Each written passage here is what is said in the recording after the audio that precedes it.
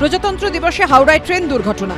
Express ট্রেনের সঙ্গে parcel ভ্যানের সংঘর্ষে লাইনচ্যুত হল দুই ট্রেনের 3টি বগি।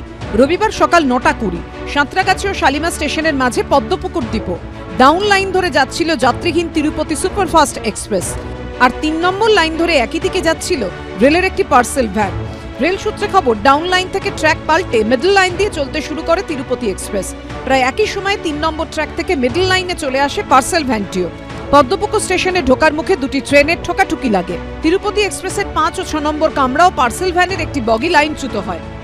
এই যে জায়গা আমরা দাঁড়িয়ে রয়েছি, এটা পদ্মপুকুর রেল স্টেশনে ঢোকার মুখ। সেখানে 3টি ট্র্যাক রয়েছে এবং সেই 3টি ট্র্যাকের মধ্যে মিডিল যে ট্র্যাক ছিল সেই ট্র্যাক থেকে এই তিরুপতি এক্সপ্রেস যাচ্ছিল তখন ঠিক পাশের ট্র্যাক থেকে আসে পার্সেল ভ্যান এবং যে জায়গা থেকে লাইন চেঞ্জ করার কথা ছিল সেই জায়গা থেকে যখন লাইনটা চেঞ্জ হচ্ছিল সেই জায়গায় কিন্তু গায়ে গায়ে দুজনে ধাক্কা লাগে এবং সেই ধাক্কা লাগার পরবর্তীকালে এই ডিলের মতো ঘটনাটি ঘটে।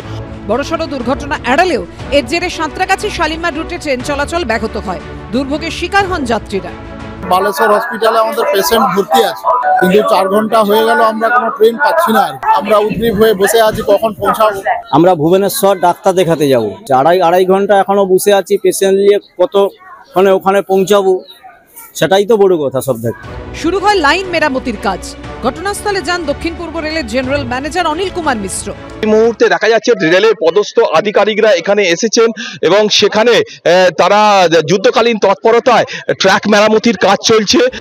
একে ছোট ঘটনা বলে দাবি করেও তদন্তের নির্দেশ দিয়েছে রেল কর্তৃপক্ষ। This is a small yard derailment and proper inquiry committee will be constituted to find out what was the defect and will take corrective action so that such type of incidences are not repeated in future.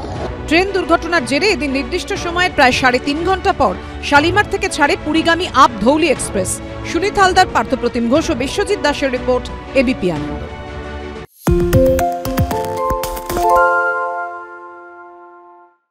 আরে চাটা দে। এই আমার একটা চা দেন। কি হলো আমারটা? বাংলা পক্ষপাত চায় না, বাংলা খবর চায়। বাংলা খবর, বাংলার খবর। সত্য অন্তহীন, সত্যের খোঁজও তাই, সত্য সন্ধানে তাই আমরা অক্লান্ত, অকুতভয়। এবিপি আনন্দ নতুন ভাবনার প্রতীক, যা মনে মুক্ত, তথ্যে যুক্ত এবং যাবতীয় সীমানার বাঁধন থেকে মুক্ত। সীমা না শব্দটির মধ্যে লুকিয়ে আছে মানা শব্দটি, যেন চোখ রাঙানি এক অদৃশ্য বেড়াজাল, যা আটকে রাখে আমাদের এক ছোট্ট গণ্ডির মধ্যে। একমাত্র সঠিক খবরই গড়ে তুলবে এক মুক্ত সমাজ। সেই জগৎ গড়ার লক্ষ্যে কোনো সীমানার ঠুকুটি আমরা মানব না। এবিপি আনন্দ এগিয়ে থাকে, এগিয়ে রাখে।